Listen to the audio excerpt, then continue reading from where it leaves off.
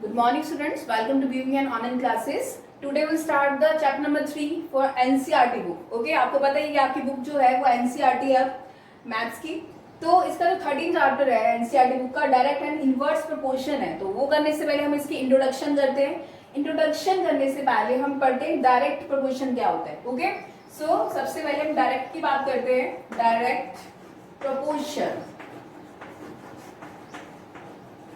तो direct proportion की मतलब अगर x के वैल्यूज इंक्रीज होंगी तो y की भी वैल्यू क्या होगी, इंक्रीज। सपोज दैट यहाँ पे मान लो x है या y है, तो x की वैल्यू अगर इंक्रीज है, ठीक है, मान लो x की वैल्यू अगर बढ़ रही है तो y की वैल्यू भी आपकी बढ़ेगी। ओके, और अगर हमें x की वैल्यू अगर डिक्रीज हो रही है तो y की वैल्यू भी क्या होगी, डिक्रीज होगी, कम होगी।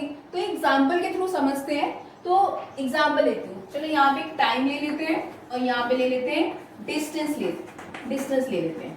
ओके, यहाँ पे टाइम लिया मैंने, यहाँ पे डिस्टेंस लिया है।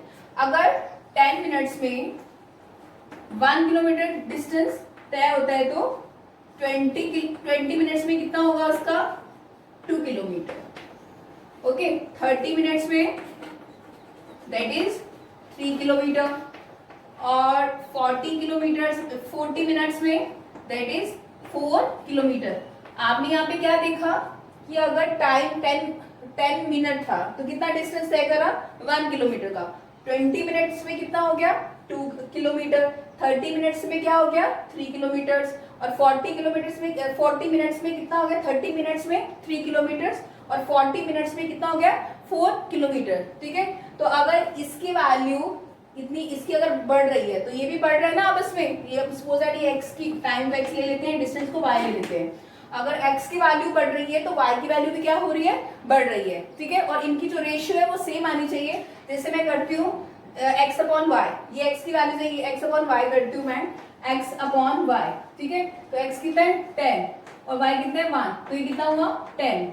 आप ये कितना 20 अपॉन 2, तो ये भी कितना होगा आपका 10। अब 30 अपॉन 3, तो ये कितना हुआ आपका, ये भी 10 हुआ। अब 40 अपॉन 4 करेंगे, ये भी कितना हुआ आपका 10 हुआ। तो आपने क्या देखा कि इनके जो बीच की रेशियो है वो क्या हुई है, एक सेम आ रही है। मतलब इनके बीच में भी 10 है, इसके बीच में भी 10 है, इनके बीच में भी 10 है और इसके बीच में भी क्या है, 10 है। ओके, तो ये क्या हो गया, ये आपका ये दिस इज डायरेक्ट प्रोपोर्शन। आपको क्वेश्चन ऐसे आएंगे ना कि आपको उसमें पता भी लगाना है कि कौन सा डायरेक्ट प्रोपोर्शन का क्वेश्चन है और कौन सा इनवर्स प्रोपोर्शन का है। तो आप कैसे, अगर एक वैल्यू बढ़ रही है तो दूसरी वैल्यू भी बढ़ेगी। अगर एक, अब ये नीचे से देख लो, अगर यहाँ पे देखिए 40 मिनट्स था देन 4 किलोमीटर हो गया, 30 मिनट्स था 3 किलो। अब अगर नीचे से देखें तो वैल्यूज क्या हो रही है, डिक्रीज। अगर ये डिक्रीज हो रहा है तो ये भी सारा डिक्रीज हो रहा है ना, तो इससे आपको पता चल जाएगा कि ये डायरेक्ट प्रोपोर्शन का क्वेश्चन है। ओके, तो इसकी कोई एग्जाम्पल देखते हैं, एग्जाम्पल करते हैं हम। अब जैसे मैंने ऐसे इक्वेशन ले लिया, तो आप ये, अच्छा एक और चीज बतानी मुझे आपको इसमें, तो आपको ये बताना है कि जैसे आपने इनकी जो रेशियो है अगर वो सेम है तो इसका ना x अपॉन वाई करेंगे तो वो किसकी इक्वल होगा, k के। k इज एनी कांस्टेंट, आप k ले लो, c ले लो, मैंने k क्या लिया, एनी कांस्टेंट। ओके, तो ये कोई भी कांस्टेंट हो सकता है x अपॉन वाई। यहाँ पे कौन था, 10 था, यहाँ पे 10 की वैल्यू x अपॉन वाई करो तो आपने देखा सब में क्या आ रहा था, 10 आ रहा था। तो k कोई भी कांस्टेंट टर्म हो सकती है। अब यहाँ पे देखिए कि मुझे ये पता लगाना है ये कौन सा क्वेश्चन है, ये इनवर्स प्रोपोर्शन का है या डायरेक्ट प्रोपोर्शन का है। आपने कहा इसमें, चलो इसको मैंने x ले लिया, इसको मैंने क्या ले लिया, y ले लिया। अगर क्लोथ और यहाँ पे रुपीस ले लिया, अगर 3 मीटर कपड़ा लेते हैं तो 300 रुपीज देना पड़ता है। अगर 3 मीटर कपड़ा लेते हैं तो 300 रुपीज देने पड़ते हैं। अगर 9 मीटर लेंगे तो कितने पैसे देंगे। ठीक है, अब देखिए अगर 3 मीटर है तो कितना होगा 300। अगर वैल्यू बढ़ रही है तो इसका आंसर भी क्या होगा, रुपीज ज्यादा पैसे देने पड़ेंगे। 3 मीटर लिया तो 300 दिए, 9 मीटर कपड़ा लेगा तो 9 मीटर लिया तो ये कितना निकालेंगे, तो ऑब्वियसली इसकी वैल्यू क्या होगी, बढ़ के आएगी ना। तो वो करने के लिए मैंने अभी आपको बताया ये डायरेक्ट प्रोपोर्शन का क्वेश्चन हुआ। आगे करेंगे x अपॉन वाई, ठीक है, और क्या था x अपॉन वाई, जो इनकी रेशियो है वो सेम होना चाहिए। तो x upon Y is equals to, ये कितना हुआ यहाँ पे, आप यहाँ पे ऐसे ले लो x1 y1, यहाँ पे चाहे ले लो x2 और y2 ले लीजिए। ओके, तो ये कितना हुआ, ये x वाली है और ये कितना है y, तो x कितना है दैट इज 3 और y कितना आपका 300। और यहाँ पे x2 कितना है आपका 9 और y सपोज दैट यहाँ पे आपने a ले लिया, तो यहाँ पे ले लो a ले लो, तो मुझे इस a की वैल्यू निकालनी है। तो ये कितना हुआ, इसको क्रॉस मल्टीप्लाई करेंगे तो ये कितना हुआ a इंटू 3, तो ये कितना हुआ 9 इंटू 300। अब a की वैल्यू निकालनी है तो वो कितना हुआ आपका 9 इंटू 300 अपॉन ये 3 जो है इसके डिनोमिनेटर में चला जाएगा, तो 3 1 जा 3, 0 और 0, तो ये कितना आंसर आया इसका 900 रुपीज। ठीक है, तो इट मीन्स दैट अगर 3 मीटर कपड़ा लेंगे तो 300 रुपीज देंगे, अगर 9 मीटर हुआ तो कितने पैसे देने पड़ेंगे उसको 900 रुपीज देने पड़ेंगे। ठीक है, इससे आपको मैं फिर से बता रही हूँ, डायरेक्ट प्रोपोर्शन की क्वेश्चन है, रिवर्स प्रोपोर्शन की क्वेश्चन में बच्चे कंफ्यूज रहते हैं कि उनको पता नहीं चलता है कि कौन सा तो क्वेश्चन इनवर्स प्रोपोर्शन का है, कौन सा क्वेश्चन जो है वो है डायरेक्ट प्रोपोर्शन का है। तो आपको अगर वैल्यू बढ़ रही है, अगर x की वैल्यू बढ़ रही है तो y की भी बढ़ेगी, अगर x की वैल्यू डिक्रीज हो रही है तो y की भी क्या होगी, डिक्रीज होगी। तो आपको क्वेश्चन को अच्छी तरह पढ़ के फिर ही पता चलेगा क्वेश्चन। ठीक है, अब हम इंट्रोडक्शन में करते हैं डायरेक्ट प्रोपोर्शन क्या, डायरेक्ट प्रोपोर्शन क्या है, अभी मैं बताती हूँ इनवर्स प्रोपोर्शन क्या होता है। ओके, अब इनवर्स प्रोपोर्शन कैसे पता चलेगा आपको, अगर x की वैल्यू सपोज दैट x की और y की वैल्यू, x की वैल्यू इंक्रीज हो रही है और y की क्या हो जाएगी, डिक्रीज हो जाएगी। ओके, तो यहाँ पे अगर x की इंक्रीज होती है और y की क्या हो जाएगी, आपकी x की डिक्रीज होती है और y की क्या इंक्रीज हो जाएगी, तो आपको यहाँ से पता चल जाएगा कि ये इनवर्स प्रोपोर्शन का क्वेश्चन है। ओके, अगर आपकी मान लो आपको कहीं जाना है, तो अगर आपकी स्पीड ज्यादा है तो टाइम क्या लगेगा, कम लगेगा। अगर स्पीड ज्यादा है तो टाइम कम लगेगा, वैसे ही अगर आपकी स्पीड कम है तो वो टाइम क्या लगेगा, ज्यादा लगेगा ना। तो वो उससे पता चल जाएगा कि इनवर्स प्रोपोर्शन का आपका क्वेश्चन है।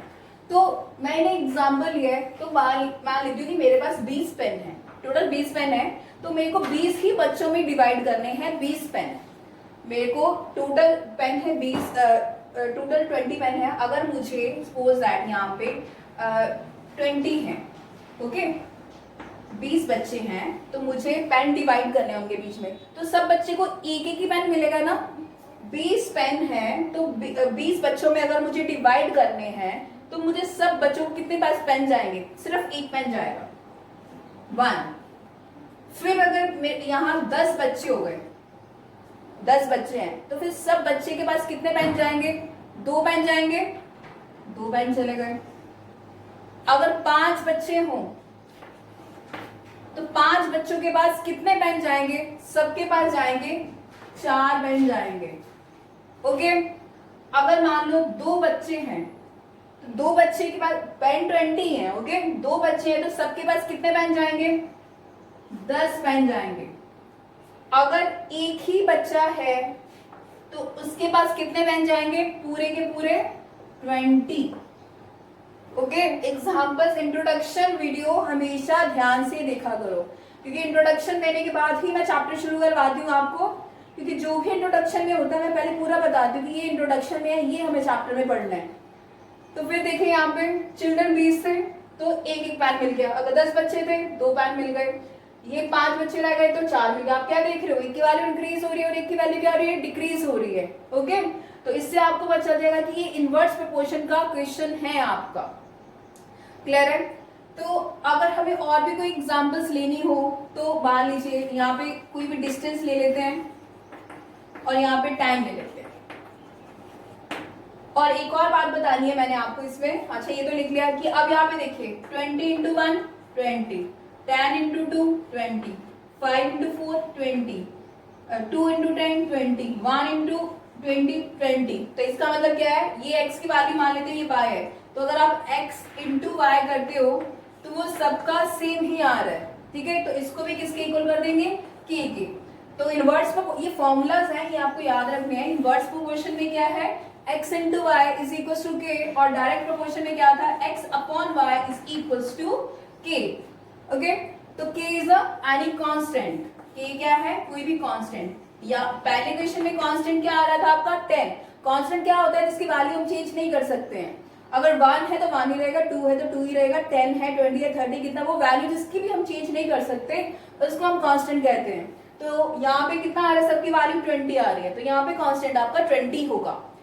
तो डिस्टेंस ठीक है, अभी क्वेश्चन लेते हैं। अगर स्पीड 60 है तो टाइम कितना लगा उसको, 2 आवर्स लगे।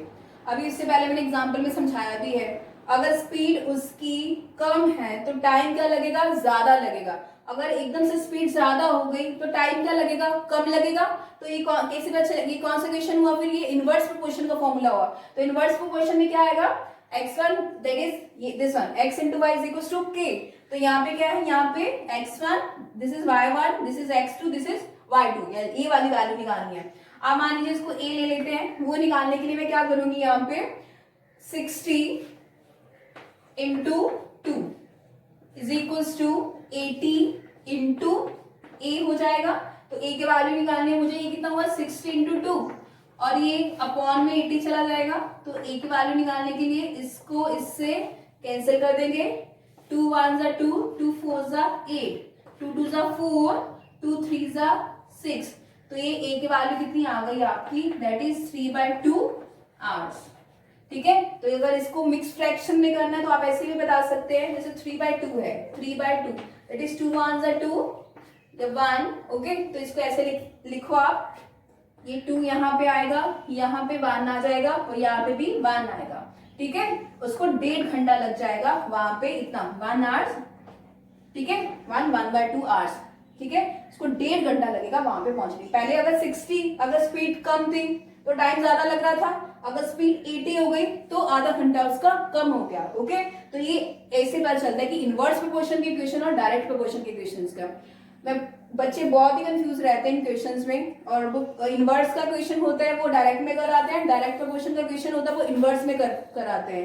ठीक है, दूसरी बात ये है कि कोई भी काम करने से पहले आप डायरेक्टली फेयर कॉपी में मत करिए, सबसे पहले उसको रफ कॉपी में करिए। रफ कॉपी में आपको अगर कोई कंफ्यूजन है तो आप मुझे व्हाट्सएप मैसेज कर दीजिए कि हमें क्वेश्चन नहीं आता, फिर ही उसको फेयर में करिए काम को। अदरवाइज आप एकदम कर देते हो फेयर में, आप उसमें श्योरिटी नहीं होती है और एकदम आपकी कॉपी गंदी हो जाती है। ठीक है, तो ये एक्सरसाइज के क्वेश्चंस मैं इस टाइप के क्वेश्चंस आपको भेजूंगी, आप उसको आप ट्राई करेंगे क्वेश्चंस को। Till then thank you.